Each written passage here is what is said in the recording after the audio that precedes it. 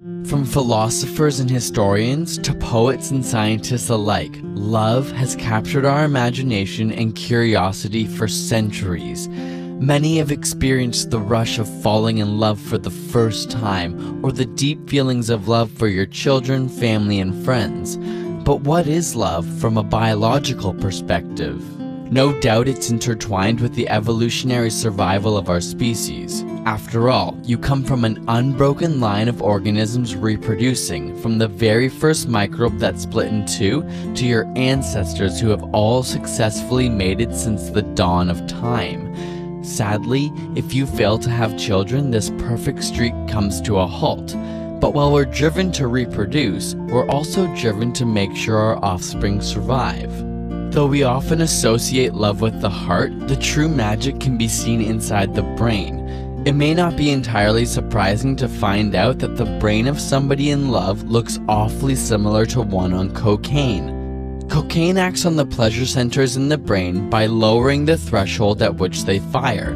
This means that you feel really good a lot easier. We see the same thing in the brains of those in love. But it's not just the cocaine or the love that makes you feel good. It's the fact that anything you experience will now more easily set off pleasure centers and make you feel good. Because of this, you not only fall in love with the person, but begin to build a romanticized view of the world around you. Interestingly, nearby pain and aversion centers begin to fire less, so you become less bothered by things. Simply put, we love being in love. So what chemicals are at work to make all of this happen? Both during orgasm or by simply looking at photos of a loved one, there's a surge of dopamine and norepinephrine from the ventral tegmental area. This not only triggers sexual arousal and your racing heart, but gives you the motivation, craving, and desire to be with a person more and more.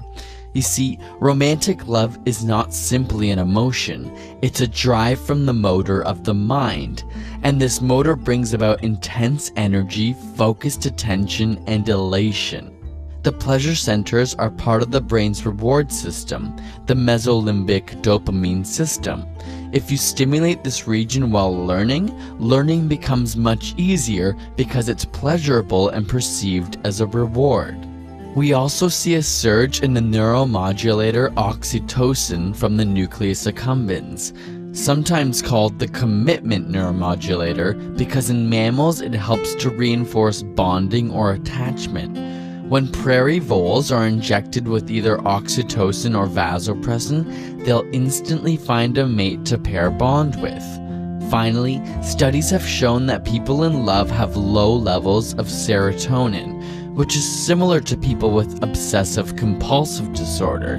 This is likely the cause of our obsession and infatuation during early love.